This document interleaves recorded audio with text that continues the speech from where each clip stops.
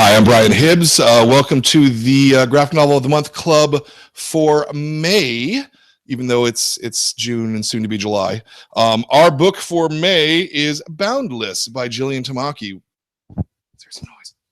Yay! Woo! See, studio audience, I love it.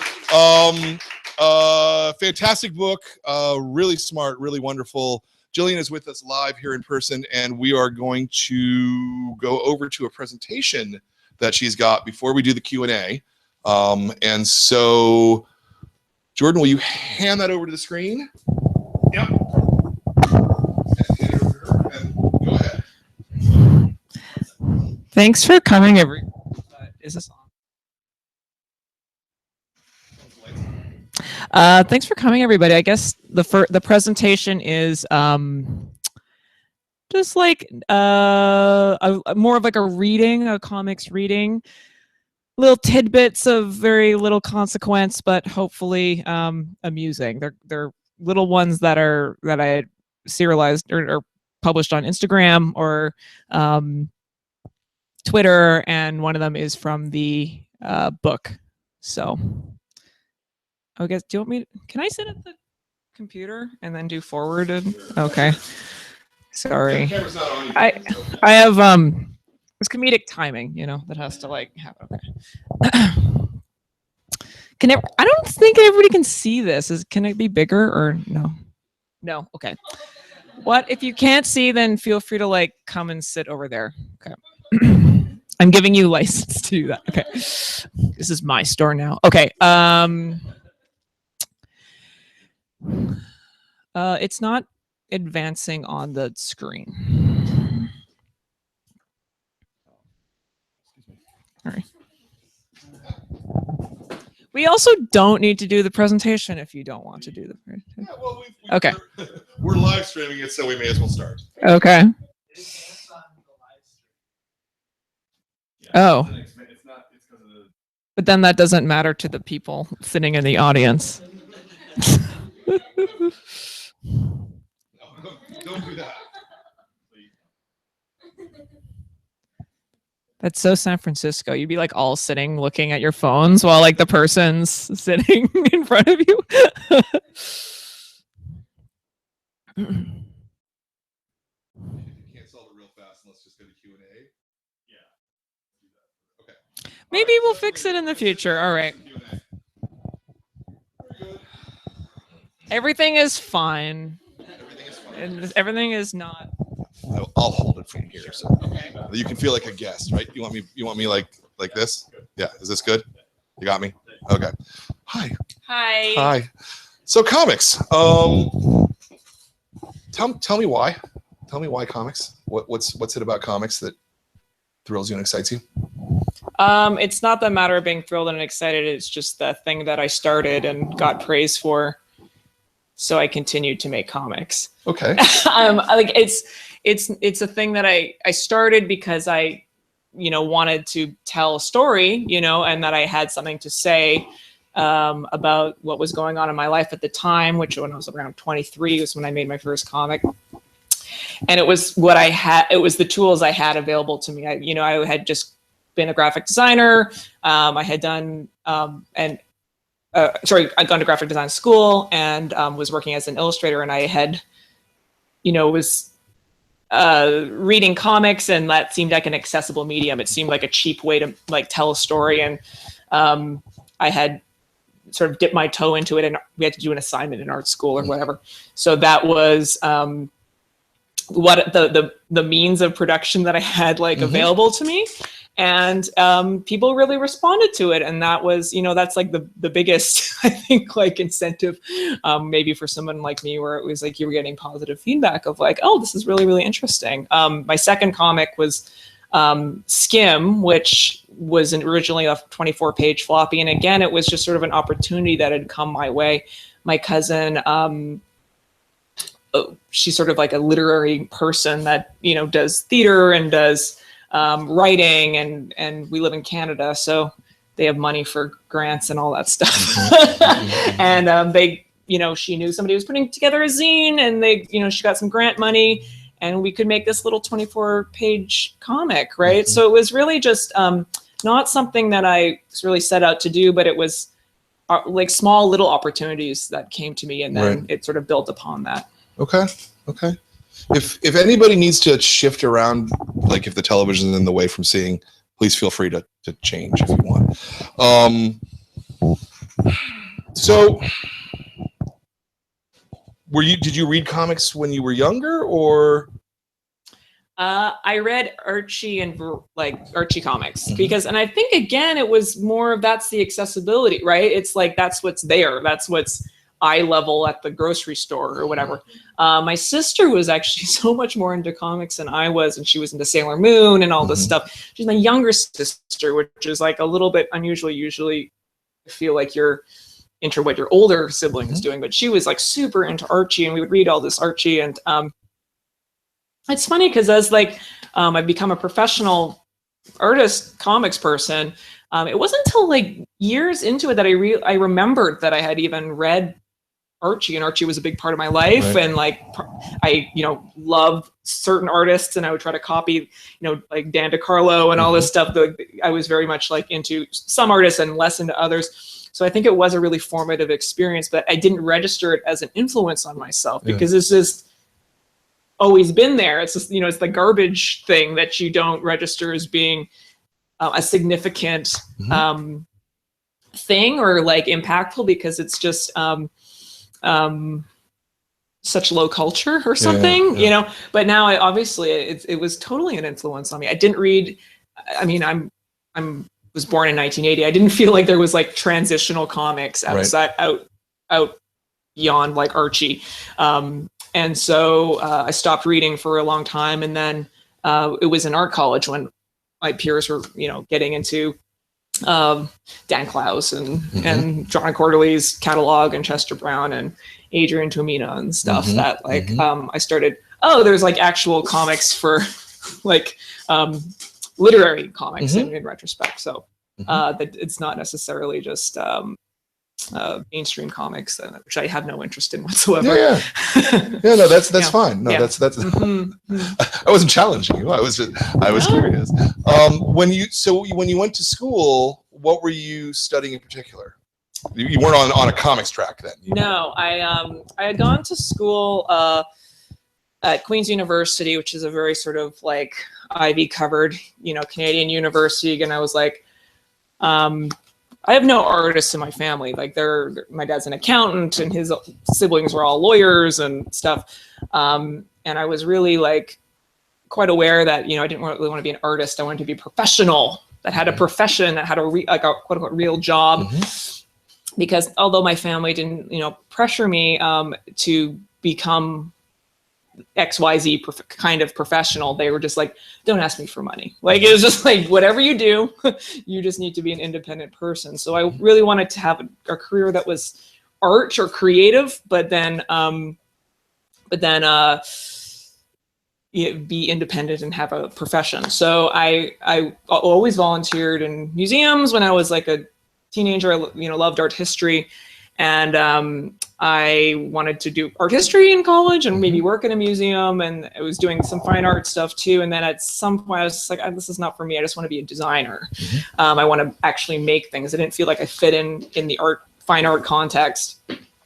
And so I went to the Alberta College of Art and Design in Calgary, which is where I grew up, and went to become a graphic designer, because a graphic designer is like a real job, but it's kind of creative, I think. Like, I literally had no idea. Like, I was like, I think that they design CDs. Like, that would be fun. And then the program at that time was so old school. Like, it was, the school is literally connected to the technical trade school where they learn drafting, And the school was, the program was half design, half illustration, and it was illustration in that mode of like, okay, let's learn how to render like fruit, with Coptic markers. Like, it was like that kind of illustration.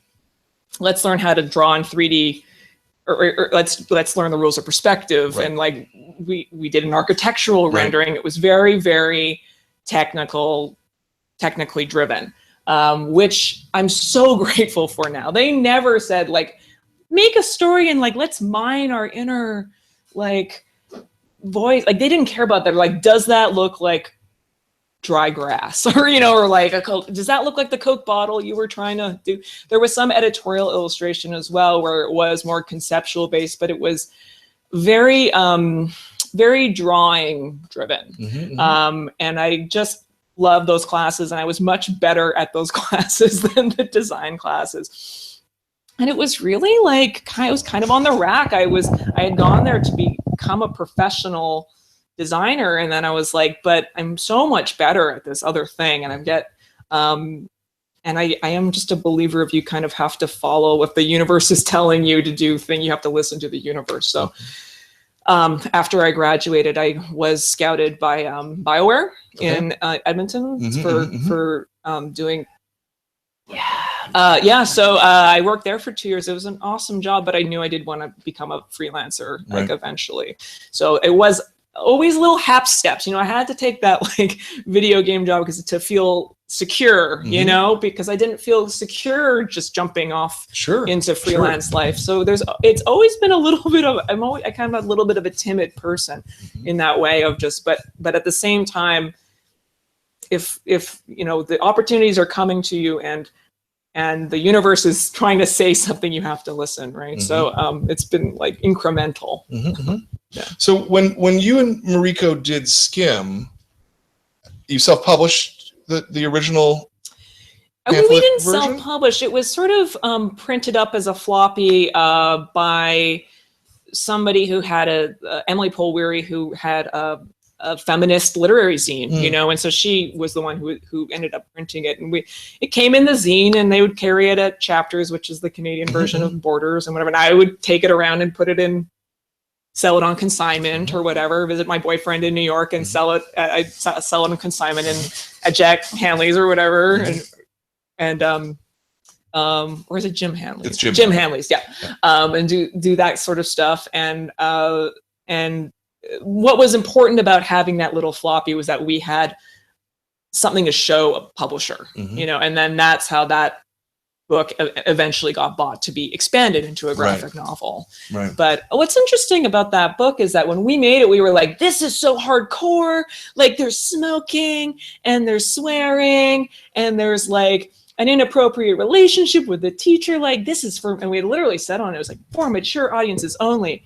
And like, and then the person, Patsy Aldana at Groundwood Books in Canada, very visionary sort of woman that really, she was like, oh, this is YA. Like we were like, what? Like we had no clue that was YA, because we were she was a literary person. I was a designer. I did nothing. Right. So it's like, those book categories were they're still somewhat foreign to me in a way, where she made that connection that's what that book was. And that was really smart and really just like, really set us on a course that like we had no clue. We were not aiming for or anything. Like we didn't know what those categories meant or what that distinction meant for us, Yeah. So what made you and your cousins start trying to do a comic? It was just another thing where she was like, I've never written a comic. And you made a little comic. Do you want to try it? Do you want to do it together? And that might be fun. And it was, most importantly, it was 24 pages. It wasn't a graphic novel. Yeah. I'm such a big believer in the low stakes project, when somebody's sort of coming up to me and like, I want to make a graphic novel one day. It's like, just start with a comic. Yeah. Like, I think low stakes projects are like the key to building up that confidence and that skill and that, proficiency. So that's what it was. So much of, I think, the answer to like career choices is just like, why not? Yeah. Yeah. What was the division on that, on the first 24 pages and the full book as well? Right. When we worked together, she's from like a theater background. So she's used to this thing of I write a thing and then I give it over to somebody and they interpret it. And, it's truly a collaboration. She's never treated me like a quote unquote, just an artist, like she really is fine with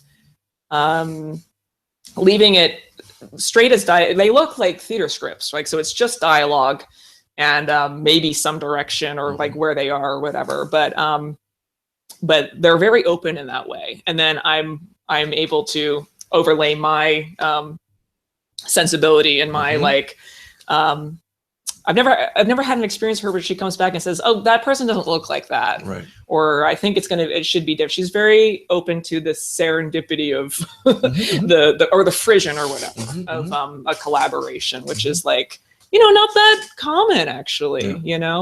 Especially as an illustrator, you're very used to like being the like, I'm the hand that like that you transmit your ideas through me, and I'm just like the executor of that. And that's, just my worst, kinds of jobs or is that thing where you're just sort of the like hand in the glove or whatever, right. So yeah. When you needed to expand it from 24 pages into a full-length book, and what did it end up at? Is 100 It's like 144 or something like that. I mean, that's a very large expansion. Right. And we had to end up redoing so the little floppy became the part 1, and then we added on to it. And of course, I felt like my artwork had changed so much in that time. I mean, that was like right when I graduated, and I was working a ton, like doing so much freelancing that like my drawing skill was going up. So I had to end up redoing the first 24 pages anyway, because like they just looked so different. Right. So, yeah. So what was that? I mean, did you when you had the 24 pages, were you like, we all already know where we're going? Oh, no, not at all. Not at all. Yeah, no, it was just a freestanding little thing. We had no expectations of it. And so it was not conceived with any sort of like story beyond. So that was actually a fun, I think, I've heard Mariko talk about it, where it was just like, it just ends on such a definitive note, and then like, okay, and then what happens after, right? And that's life, right? Like, usually the rom-com ends on the very definitive, but then what happens for like the next, day, year, rest of your life or whatever, and so that's a little bit of what that book is about. It ended up that extension of the structure ended up being the story. Yeah. Did that make you nervous to expand it in that way, or were you thrilled by the challenge? No, I mean, it was amazing. It was just like, oh my God, we're doing a book. And it's funny with my collaboration with Mariko, I never know what she's going to give me. It's always a total surprise. Like, and to be honest, when she gives me things, I don't always understand them, because it is like a play. There is no indication of how they feel or what they look like when they're saying the thing, or, so I really didn't know what she was going to come up with this one summer. It was a case of just like, here it is. Like, I didn't know what it was going to be about or anything. And she just gave me this thing, and I really had to wrap my mind around. I didn't really understand that book when I first read it, like in her script, because I end up having, that's the process for me. It's like trying to understand that so thoroughly. That must have been challenging to approach that's a 200-page book, right? That one's like almost 300 pages. 300, okay. So something like that. I don't know. That's an insane number of pages to tackle. I mean, did she hand you 300 pages of script? No. I mean, yeah, it's like, so, not, I end up working on the thing like probably 5 times longer than she does, because not to devalue writing is really important, but it's just labor with, with my end of the thing. So I can't remember how many pages, but it is just dialogue, right? It's very, very sparse. And her work is really about what happens in between the dialogue. There's so much space. I feel like her writing is very spatial, and it is about what's not being said, and it's about the juxtaposition of what's being said and what is, what somebody's actually thinking or feeling. And that's my job, to communicate that like dissonance. It's interesting, because that's really what I would say is kind of what comics is the juxtaposition of two different ideas of the silence and the space is where comics thrive and comics exist. And so that's fascinating that you kind of came upon that in such a natural sounding way. I mean, I think I do just have always gravitated to drawing the body, you know. It's something I enjoy drawing, and I think I have an aptitude for it. So body language ends up being very prominent in the book. Because, and I just love that, I just love that sometimes it supports, sometimes it totally contradicts, sometimes that the person's lying, you know, and how do you frame that? How do you stage that? How do you communicate that through, because I mean, the subtlety of like, if you're, you know, somebody walks in the room and, you know, and you can just tell instantly something's wrong with them, you know, like they're in a bad mood or something happened to them or whatever. And it's just so subtle. And like, how do you try to communicate that in drawing, you know? Yeah. So when you get a script that's just dialogue with no stage direction, and you got a blank page, what's your process to how you break that down, how you fill that blank page? Well, I mean, I never was trained as a comics artist, so I only can approach it as I was trained as a graphic designer or an illustrator. So I thought I start with thumbnails, same thing. Or first I read it over, and you're making, you know, word notes, you know, actual notes, like maybe some like little ideas that pop into your head as you're, okay, I have to draw this kind of setup or whatever. And then I just thumbnail the whole thing, you know, and then I blow up the thumbnails and I put them into a little like mock-up book. And then I use Manga Studio to do the sketch phase. So it is like, it's just, I don't know. I think it is very just meat and potatoes illustration, sketching. Sure. Yeah. Was she living close enough to you then that you could just show her what you were doing, or? No, I lived in New York during all the books we've done together. And then she lived in Toronto. She lives in Oakland now. And so no, it's very separate. I mean, we don't edit.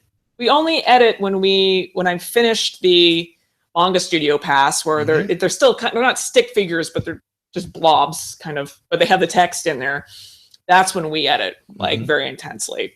And we are by far the most ruthless editors of our work. Like I find that comics editors are like a little bit hands off. So we rely on each other to edit the work pretty intensely. And so that's the phase where we come together. But other than that, she doesn't really come into and ask me questions when she's writing. And I only confer with her if I have a question. Sure. Yeah, that makes a lot of sense. Do we have any questions from the audience at this point? I can keep talking. It's very easy, but if you guys want to talk, any questions about early stuff or where we're at? Yes, please. I have a question around social media. I'm pretty interested in how social media on artists. I'm kind of curious, do you, there's like a qualitative difference when you're creating, making, then this moment when getting song. Kind of curious. So let me paraphrase the question really fast for the camera, because the mic would never pick that up. Social media and the impact of how people liking the work affects the actual creation of the work itself. Is that roughly? Yeah, I mean, I feel like I was just by virtue of like timing, like I came around when like that was all starting. So I almost can't divorce being like a professional illustrator or cartoonist without the internet, you know, and I do feel like I owe a lot of my success to the internet. So, and I think that like, I mean, I've had like a sketch blog, like a little blog spot, like pretty much the entire time I've been a professional. And so that idea of sharing has always been a part of my, practice, I guess. That's a very highfalutin word, but you know, whatever. I am the kind of person that likes to show what I've made. You know, it's like I think it's like a very innocent sort of, not necessarily malicious idea or like superficial or whatever. I am the type of person that likes to make a thing and show you, you know. I am sort of very interested, though, in terms of how the platforms of social media, they rise. And I'm not going to look at you anymore because you're right behind the TV. But I'm cyclically looking at you. The rise and fall of certain platforms, I feel, really do influence like the shape of the content being made. Like, I did Super Mutant Magic Academy because Tumblr was like super happening. I'm like, this is so cool. Like, comics are very like popular on this site, and like it was, and so they are the shape they are because that is like the Tumblr like maximum size of like a JPEG, you know. And now that Tumblr's sort of fallen out of favor, and like a lot of those comics communities that were on that are, you know, you can think of even Simon Hesselman, you know, like he is a product of Tumblr.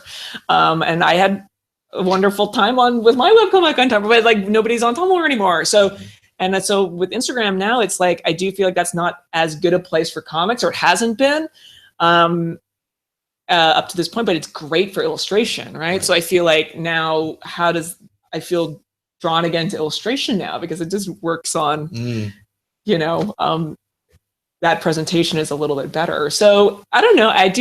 But I've always had fun with when they finally add in, I can do multiple little swipe things. Like, that's an opportunity for comics to happen, you know, that was not there before. So I think I've always like viewed it as almost universally positive in terms of like the development of the scene, because I mean, when I started, especially with illustration, it was so just very, like, people were talking about the death of illustration, and like the internet's just going to kill it, and like everybody's going to be using copyrighted images everywhere, and photography is going to kill illustration, and it's only thrived, and like it's brought in more people, different types of people into those scenes that were like not there before. Sure. And like, thank God. I don't know. I'm like into social media. Like, I've always been, but I'm like, the minute we got Prodigy at like, when I was like 14, I was like on the X-Files chat rooms. Like, I've always loved chatting and all that stuff, and like connect. And so much of my real friends are people that I met online. So yeah. Yeah. I'm curious because one of the things that you said early on was that, not that your family expected you, but you had a personal feeling that you needed to make money off of an artistic career. Right. This seems to me, perhaps foolishly, as not really going with the internet, because you're not directly making money off of most things that you're doing most of the time. It's very ephemeral. You know, it's very, very ephemeral, and a constant negotiation and renegotiation, and of like, what is the cost of putting all this free content out? It is something I think about, is when people like balk at like buying a book or whatever, but I'm just like, comics people like are your daily entertainment for free, you know? And so when they actually have something to sell, it's like so many people will like not buy that thing, yet they provide them daily content. You know, I hate the word content, but you know, I'm sort of using it a little bit cynically there. But I do think that it is been a very powerful way of like building some sort of like connections to people. And I think you do become, because you're in that like daily sort of contact with like your audience, it really endears you to them, and you grow closer to them, and vice versa. Maybe that's like a little bit like mushy to say, but I don't know. I just couldn't imagine doing it anywhere. I know people that do that, and they don't engage with that social media in that way, and they seem to be fine. I think you really just have to find out the way that works for you. Right. Yeah. But it also seems to me that currently that we're generating 60 to 80 new cartoonists graduating from schools every single year right now, and graduating from schools with tens of thousands of dollars of debt. Yes. And they don't necessarily have a way to, and I hate to put it this way, but to commodify their work. Yeah. So I don't mean to put you on the spot, but what do you think for sort of this younger generation coming in? Do you think that they have the same opportunities, or do you think that it's that much harder? God, it is such a huge question. I don't know. It does feel like it's comics and any sort of creative endeavor, whether, you know, so you're a writer or whatever, you're always taking a risk. You know, it is always a risk. I feel like there is just some severe disconnect with how much money it costs. Because I just don't think it, you know, I just wish, I taught at SVA and at Parsons for a long time. And I do feel like they felt this pressure that I mercifully never felt. Like, they feel they need to be superstars, like, right, before they even graduate. And I didn't deign to think I could get a job, like little editorial illustration job before I graduated. Because, like, I didn't know anything. I felt I didn't know anything, or I still wanted to experiment. I feel like that sometimes they put so much pressure to have like this commodifiable thing or whatever. Sure. And they don't feel like they have the time or the luxury to experiment, or and that just seems sad to me. Yeah. You know, like I just feel like there is that pressure to succeed. Well, there's a pressure to create graphic novels now upon new students, which seems to me to be a preposterous request for a lot of kids, but yet they feel like that's the only way to go. Well, that's I think they see some very, you know, visible examples of like, you know, people getting recruited out of school to do graphic novels. Who knows what the quality of those graphic novels will be? We'll see. Or they might be the starts of very long. Who knows? I have no clue. Sure. It's really changed quite a bit, and even just how graphic novels and comics fit within a book mainframe, which is what makes these, you know, higher advances or whatever possible. That's blown up once before. You know, like it might blow up again. I who knows? But I don't know where people are actually. I don't know. Are comics being portrayed as being super lucrative?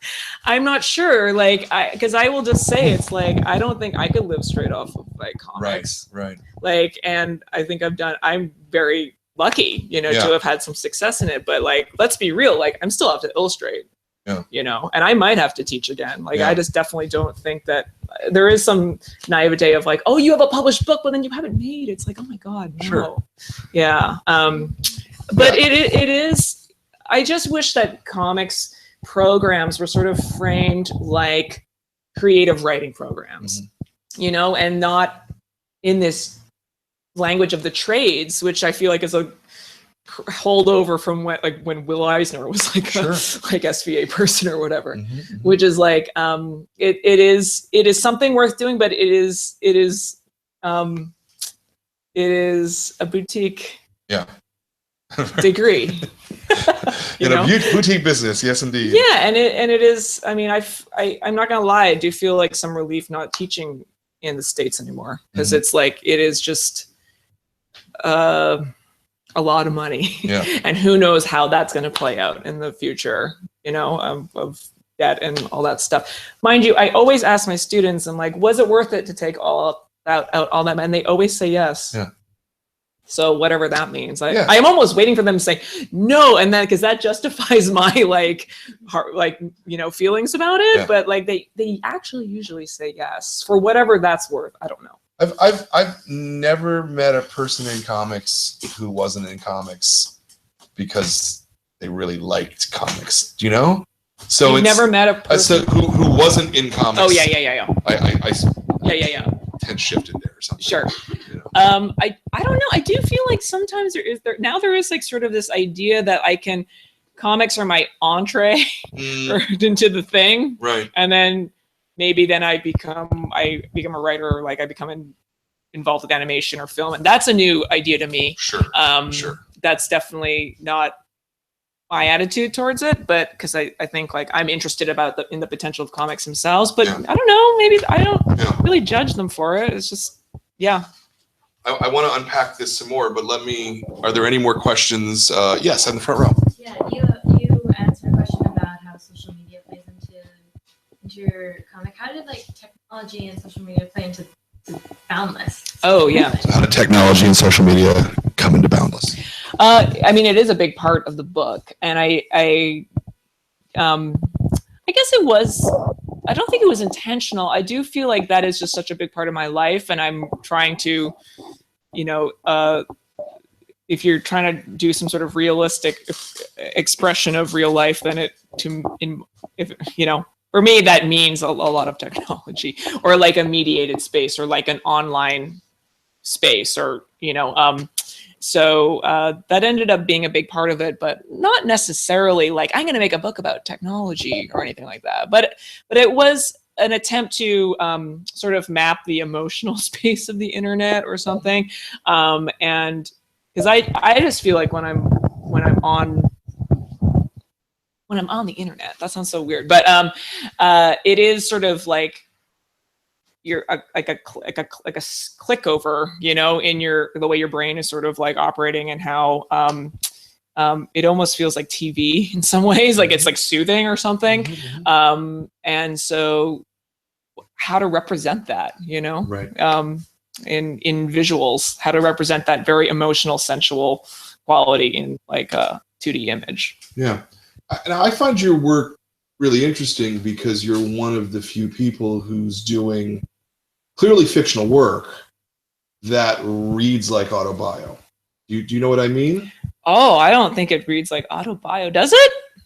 I think so. Well, okay. It's like autobio, but it reads like it's experiences that you've had that you're fictionalizing. Like so the main example I would give from Boundless is there's the one page where you're talking about I've frozen the image of him in my brain while he was eating, and that just felt so real and so like that's a feeling I've had, right? And it's a very weirdly nuanced, and complicated feeling, and it's in the service of a fictionalized story. Yeah, I feel like they are. I do think I have come to be working in a literary sort of like vein, and they are not autobiographical, but they're drawn from, my sister had bed bugs, right? So that was like watching her journey of having bed bugs, obviously, and we ended up becoming a part of that story. I think that they are rooted in experiences I've had in terms of place, I think I gather a lot of like inspiration from the places that I live or have lived or have visited. So, Sex Coven is like we had with a group of friends like a dome retreat in like Joshua Tree, and so that was a very like it was a very inspiring type environment. And then Half-Life it's not explicit, but it takes place in Calgary, right? And like the idea of being an older person living in my hometown, or Boundless, the story is just the direct result. I live in a very sort of in Toronto, it's called Parkdale, very neighborhoody. They have beautiful gardens. People take a lot of pride in their lawns and stuff, and like they have wrought iron, and they have like yard. My bedroom faces onto a backyard, so there's little animals everywhere. So that was inspired by that environment. So I think that they are. They're heavily inspired by place, but they're not autobiographical, I would say. Yeah. Yeah. Another question from... Yes. Hey, thanks for being here. I was just wondering if there are any like people that you're writing it for, like who you have in mind. Like personally, from reading them, I feel like you have a really good representation. A lot of different folks, like people of color, like and teenagers with powers. So just wondering. That's my main audience. Teenagers with powers. the paraphrase is there a particular audience that you're writing for, or are you conscious of your audience? I suppose. Yeah. No, I'm not. You need like one eyeball on that and like one eyeball consciously not on that. You know what I mean? Because if you write to a demographic, it's just horrible. And especially if you think about the demographic in terms of like marketing, it's just like you're even in worse shape because you're like, can I put that, is that appropriate for like an age group? And I learned very clearly talking about Skim, like, oh, you actually don't know. Like, just write very directly and true, and somebody else will figure out who it's for. That's really like my like ethos towards that. But in terms of writing for somebody, I write to like maybe a few people that I know. Like, I think I write to like I think about my friend Eleanor Davis reading it, or my friend Ryan Sands, or Michael DeForge, and I think about those are super smart, well-rounded people that they're not just comics nerds. They're going to be like, they'll be able to understand the formal things I'm trying to do, but they'll also be able to understand the emotion, the story, the narrative, the emotional resonance that I'm like trying to go for. And so I think about a couple well-rounded readers that I know in my life, and I write to them, you know. In terms of representation, it is a thing that comes up in almost every interview I do. So I clearly, I don't consciously think I'm doing that. I think I aim for realism, right, in my work. And so I draw a very realistic backpack, or, or pant crease to or hairstyle, So if I'm going to like create realism within the illustrated world, why wouldn't that extend to the variety of bodies or people or whatever? So it just feels weird to like go in that effort of like painting this perfectly realistic dollhouse and then everybody look like, a cartoon, like carbon copy of people. But I do think like deeper down, I'm a mixed race person. I'm half Japanese, Japanese Canadian. Then my mom is Egyptian and Ukrainian American, so white. So I grew up in a very white suburb of like Canada, Calgary, Alberta. So I was always looking around for myself, and being like, oh my God, like that, they have a body like me, or they have legs like me, or they have hair like me, or whatever. And just like very hungry for like images that reflected me. And it's like representation isn't everything, but it's not nothing either, social responsibility goes for, even for artists, goes way beyond representation. But I do feel like I remember being that person being like, oh my God, like they have eyebrows like me, or arm hair, or whatever. You're just hungry for like seeing yourself. Mm-hmm. So I think that is always been a part. I have a little bit of power now to like put images out in the world and have them published in a magazine or in a book or whatever. And like, that's something that was important to me, and it is important to me still. So use it, Yeah, no, I agree. Other questions? Yeah, please. You talked about technical stuff you learned about in school. Can you think of any examples of you using it in your stories or books or whatever? Oh yeah, I mean constantly. Like we weren't allowed, like for the first semester of second year art school, we only drew skeletons. Like, and it was anatomy, and we did live drawing like every Friday or whatever, or life drawing. And then we did like skeleton charts, and then skeletons dancing, skeleton monograms, and then once we were done with skeletons, we graduated to muscles. And I was like, oh my God, we could draw muscles now. And it was like muscle charts, muscle people doing crazy. I remember we had to do a freeze, like a romantic freeze, but everybody was muscle people. And we weren't allowed to touch color, like we like just tonal, like everything was on illustration board and ink wash, So we weren't allowed on the computer to work there. We had to cut everything out of colored paper. So that's sort of like the technical drawing that we had to do. I remember we had to do a perspective, and I was never the best technical drawer, like we had to do architectural renderings. I remember we had to do like a mask with like 5 different types of materials and like in perfect perspective. And I always hated it, but I use that stuff all the time. Like, thank God somebody broke down perspective drawing to me, and literally was like, and I'm not ruling out everything, I'm not like with my little construction drawing, but I understand the concept of vanishing points that when I was teaching, that was, you only can teach the way that you were taught. So I would do that sort of thing. But I did feel like get a sense that the students often felt frustrated by their lack. Because they didn't have the technical ability to create the kind of images that they wanted. you know? And so, because I think a lot of the programs now are like, it's about writing or sort of like tapping into like emotional stuff. And it's not that rigorous sort of technical drawing, but like, thank God somebody, one thing I think about all the time was we had to do a lot of stuff in markers. Like, and so you're allowed a black marker, a light gray marker, and a dark gray marker. And we had to like do whole scenes with markers. And like, I think about that all the time of just when I'm like toning stuff, like I'm acutely aware to tone. Cause I always think about if I had markers, you know, it's broad, you know, it's not little picky stuff. So that's one of the things. Have you changed your tools over the years to be, you know, more today? There's a lot of drawing tools, and there's a lot of things that are digital, and I mean, my book is all digital. It is, okay. So yeah, I mean, the Cintiq was like the biggest drawing tool advance for me. It's funny because I feel like at the first little bit of my career, it was everybody was trying to make the digital images look traditional.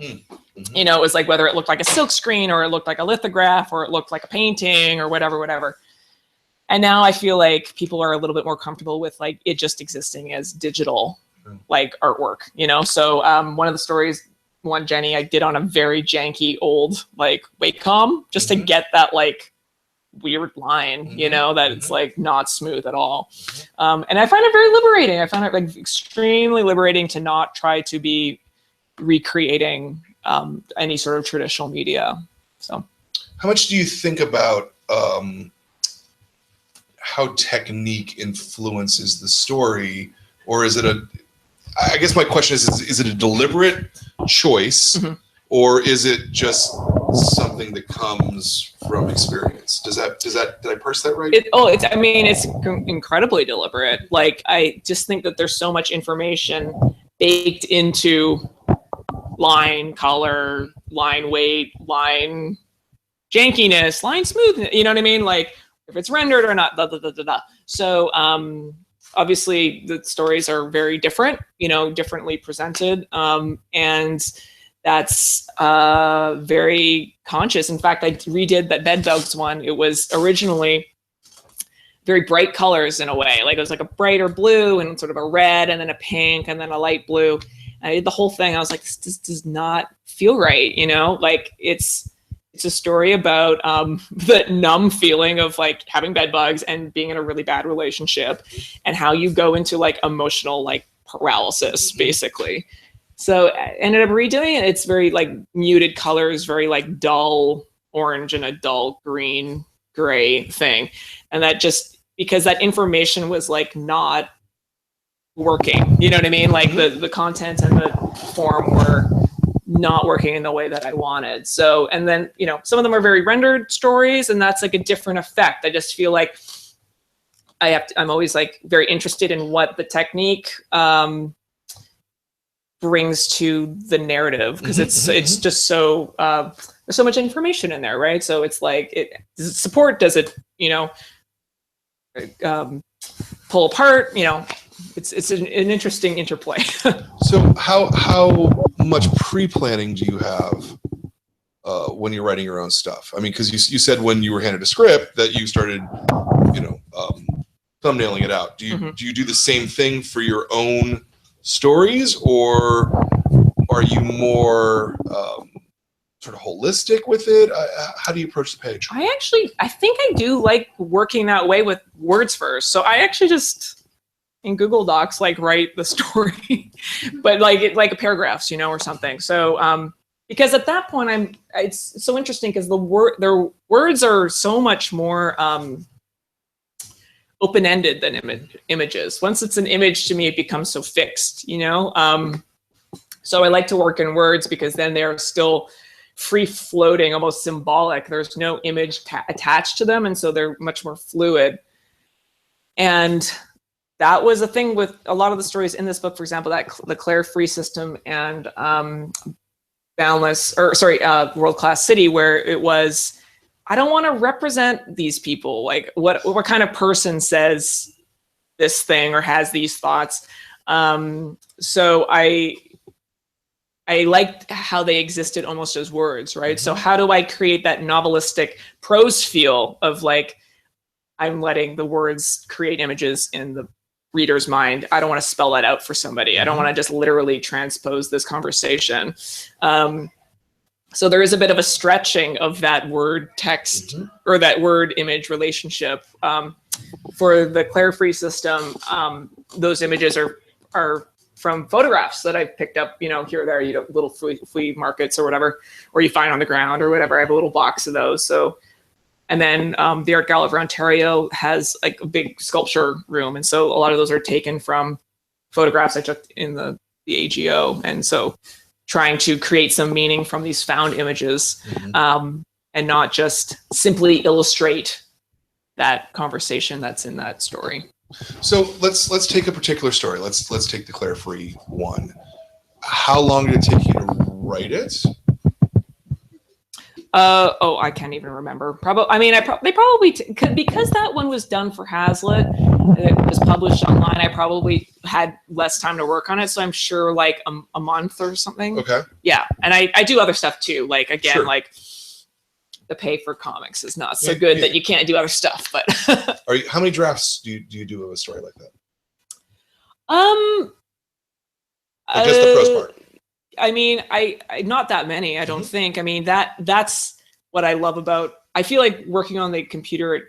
I don't know. I feel more inclined. I don't like doing multiple things multiple times. Sure. I just like it's just like I want to be able to eventually to live with like the consequences of the first go. Yeah. Because I do have a tendency to like overwork, like over polish, and like. So are your later drafts like sort of essentially beauty drafts to just? I don't know how you're using the word draft. Well, so do you sit and you write out the words? Do you go back to it and then go, or do you just thumbnail? Then you went straight to thumbnail. Okay. Yeah, and then I would thumbnail the thing, and then from there, I could either thumbnail it tighter or just go straight to final. It depends on the kind of story. Like I might thumbnail it tighter, for example, the bed bugs, which is in a much more traditional structure, with something that is a little bit more, stretched, single image, maybe comic like pages. Then I think I can go straight into a final for that one. Yeah. Because it seems to me that a lot of your illustrative work is really concerned with space and how things. How space and time interact. Also, I'm thinking particularly of the sequence where she's swimming in the pool, and you can see that she's doing laps, even though it's all in one space. Yeah, it's people like those. So I do. No, but it is interesting. So I'm overthinking it. They're fun to look at. I just think about, on the picture book that I'm doing and it's coming out in the springtime, there is an idea of that sequentiality. It's not an animation almost, but it's a sequence within an illustration, right? So it is a kind of a combination of comics and illustration where you're like an animation where you're like showing a sequence.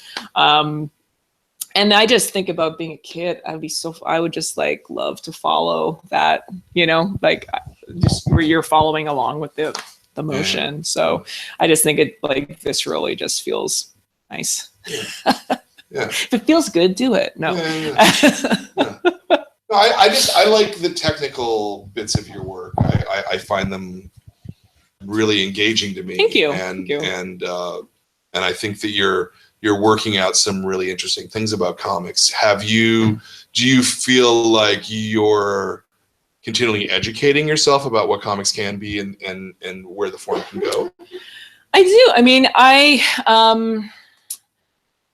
I don't really read a ton of comics. I've read actually more comics this year, but I'm interested in often trying to capture a feeling of something I've read in nonfiction or prose or whatever, a novel, and how to translate that to comics. Because I do such traditional, graphic novels with, say, This One Summer, where it is very, very straightforward, and that's its own challenge. I'm not knocking, I find that a very engaging challenge to do such a straight up hardcore gridded comic, very traditional narrative. Like there's something really powerful in that and challenging in that. And then I think I just want to bust out when I do my own stuff, where it's sort of like playing with the space and the time a little bit in a different way. So yeah, I think a lot of the things I do are a reaction to what I've just done like immediately before. Right. You know, No, that makes a lot of sense. Yeah. That makes a tremendous amount of sense. Yeah. Any more questions? Yes. What advice do you have for better like developing and honing tech skills for? Take a class. Classes are the best. I don't know. Like I do feel like you are. It is the best way to learn, to be honest, because I think like I could say draw a lot, but you're gonna get good at and that might be enough but if you actually want to learn like technique, I mean, or go on, I'm sure YouTube probably has stuff, but I always love I'd say take continuing ed classes, like, and I go to like occasionally have gone to like life drawing and stuff like that, and like taking a silkscreen class, like continuing ed class, like totally changed my life. Like I started working in that way and this was a very, very long time ago, but in that way of like separations and stuff like that. So I don't know. I think that's the best way to learn something, is to have other people show you, you know, and like have other people give you deadlines. Right. So yeah.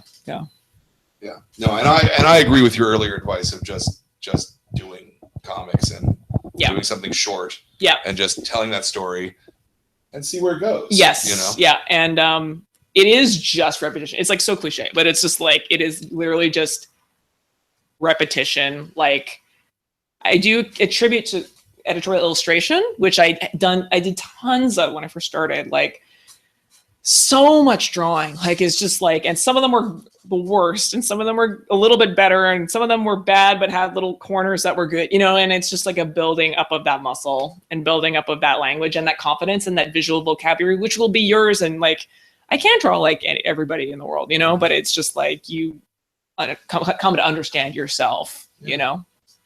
Yeah. Yes. Has the work of students that you've had changed the way that you draw? What made you think about? Do you mean like the process of teaching or specific students that have gone on to? Either of them.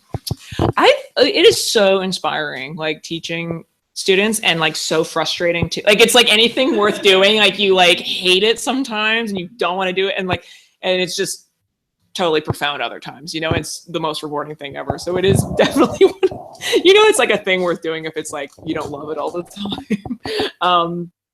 And they would always show me like what was cool, like what was coming up. I felt very like in the know. I was like, oh guys, like we're going super flat now, you know, like, so I do miss that, having that sort of like intel. And like, for example, like kids were super into like anime and like manga, and like they were trying to bring that into their work, and they just met with such resistance from like so many people in art schools. And like that's a familiar story, I'm sure, to some people here, but it's like but now that is just so ubiquitous, right? But it was so obvious because that was like baked into the like creative fiber of like that generation of people, you know. And so they just want to, they have to, it's who they are, right? So so that sort of stuff where I'm just like, it is very interesting to see. You see it like, you know, 5 years ahead of time. But a lot of my students have become friends now. It's like so incredible to see how they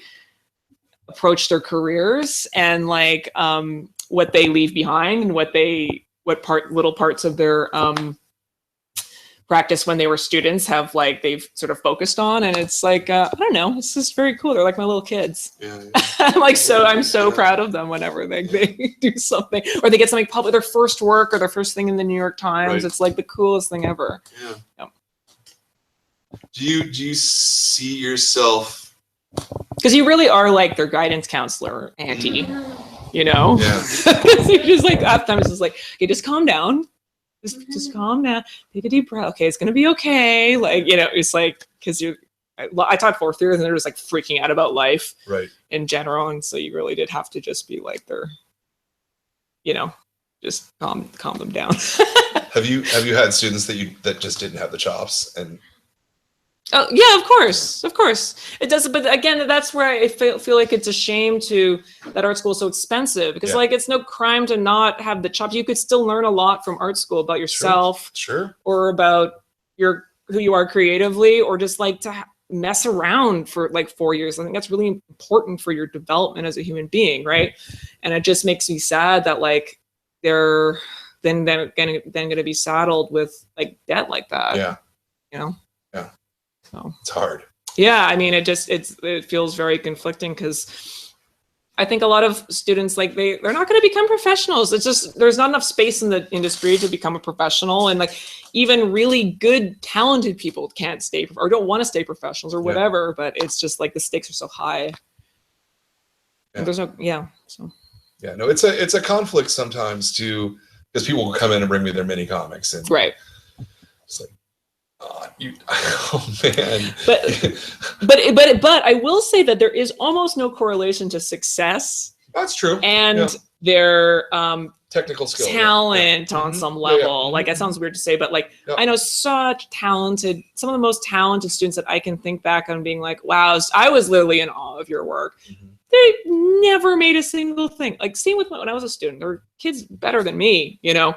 But they just could not translate to suddenly not having a deadline, not having a teacher, putting yourself out there, be willing to be vulnerable, all those things. They just didn't have that personality to like translate their immense talent to like the working side of it. And then other people that I just like, I still might not like their work. I still don't think that, and these are not students, but I've seen people around like that, you know, I don't think that they're especially talented, but they just keep at it, and they just keep at it, and they don't go away, and they just like figure out how to make it work. They make the sacrifices. They hook onto like a thing that works enough. You don't need to be that good. You just need to be proficient, you know, and like be, you know, and so it really just illustrates to me just time and time again that like, it doesn't, they're two different muscles or something. And then I've known people that were so talented, did make it work, and they just left after like 4 years, because they're like, I just don't like this. This doesn't make me happy. So again, it's more alchemy than you're super talented. It's absolutely not for everyone to sit there at a drawing board for 8 hours a day or put themselves up for criticism, or like be you know do the soft touch stuff, like that kind of stuff. No, it's really hard. It's really hard, and it always amazes me that people are able to make a living of any kind as a creator. In any field. And I think what like making a living looks like is different for everybody. Sure, absolutely. Absolutely. Do you still see? Well, actually, no. Let's take that a different way. What percentage of your day is doing comics versus doing other illustrative work? Right now, I don't do too much illustration. I have a weekly little gig with the New York Times Book Review that I do, so that is usually 1 day a week. I do that, and then I haven't been doing any comics because I've been working on a kid's book. So you know that's been all day, every day for months. But then when I was finishing Boundless, it was comics every day for months, you know, so it really does. And then, when I was doing Hazlitt, so that was kind of more in between of like, I would, it's all just when the deadlines are. It's always a mix. And that's what I like. I like having like that every day is kind of different. So you have you don't necessarily like comics are the thing that you're doing 10 years from now, 15 years from now. Who knows? Yeah, who knows? Okay, that's cool. I mean, I do feel I feel very, very lucky that I have the ability to do illustration even. Like, not everybody has that ability to do illustration. It's much more lucrative. It's a pain in the ass sometimes, but it is such a, you know, in terms of dollars per hour, like so much more lucrative. And I like doing it, you know. It's definitely not a thing I feel like I have to do, and it's a nice break from comics, you know. I would not want to do comics all the time, because I don't find that finding my own interesting, my wonderful personality is like what I want to do all the time, you know. So who knows? I'm of the generation or something that like never thinks it all could all go away in an instant, you know. So who knows? I might have to get a design job or become an art director, or like be a teacher again or whatever. I mean, I think that that's completely possible. Because it just seems like, why would I think that, I could foresee the future like that? I don't know. I think we've seen in the last, 10 years or whatever, that things can actually just change very, very on the drop of a hat. So it's like, who knows? I think you have a remarkable faculty for comics. And thanks. I mean, I want to keep on making them. They've been very good to me. So. Yeah, very good. Any last questions from the room, perhaps? Yeah, in the back. Are there any other mediums of art besides drawing that you like doing? Oh yeah, I just had a quilt show actually in Toronto. Yeah, because I've made quilts for a really long time and I never showed them to anybody. I use them, so they're all like grungy and like have cat barf on them and stuff. But I love that. I love showing that they're a used. There's something really. Sometimes like when you're an art. Author, it's just like, what are books for? What's a book? Like who like why? And then when you're making a quilt, it's like it keeps me warm. Like it's like so tangibly useful, so that's the thing. I don't do them all the time, but I do. I just had a quilt show of like showing my quilts, and I make a quilt like maybe once a year, every 2 years or something like that. So yeah, that's like my other thing. If I had more time, I would do like more textile stuff. Interesting. Yeah. That's cool. Yeah. Yes. Of course. Is there a story with your shirt? Oh yes. I thought it was your San Francisco shirt. That's what I was. It is. I didn't plan on it, but I was like, I gotta wear this tie-dye shirt today. Jeanette Lapalme is an artist in Toronto. She is so talented. She is published by Koyama Press. Her book's called Confetti, but she is just like this multidisciplinary, like this is her world. Like this is like being in her like universe. And I just love her. She does resin stuff and like little earrings and jewelry. And like, she'll just pick up a rock and like paint on it and then make it into a button. Like, it's like so incredible. And I have one of the things that she's made is a giant paper mache sleeping peanut. And she was like, do you want this? I was like, of course I want that. And it's like in my kitchen. And literally everybody that walks in is like, what the hell is that? And I'm like, it's a sleeping peanut, of course. So she's like an incredible, and she like handmade this little shirt. And so, yeah, she's an incredibly talented artist that I'm in awe of, because it's like she's such a different person from me. Like she just lives in that world, right. And she just the world just extends out. And that's not the type of creator I am, but I'm just like in awe of people they create the world that they want to live in, basically. Yeah. It's amazing. Yeah. I think it's an awesome question. I love talking about Jeanette. Yeah. Jeanette Lapalme. Very good. Anyone else? Going once, going twice? All right. Well then, thank you so much for coming. Thank you for coming out, and thank everyone for coming out, and thank you for this book. I mean, we really enjoyed it, right? Beautiful stuff. I think it's strong work, and thank you so much for coming out. Our next month's book, it's like 180 degrees the other direction. Next month's book, July's book, is Motor Crush. And on July 23rd, we have Brendan Fletcher live in person. Cameron Stewart and Babs Tarr will be here via video. And so that will be cool as well. And then the month after that is another really awesome book, but I'm not going to tell you because of their surprise. Thank you for coming. Thank you for joining us. We'll see you in another month, audience at home. And then she'll sign some copies of your books if you haven't gotten your copy signed, I think. Yes. Yes. Thank you so much. Very good. Okay. Thanks very much.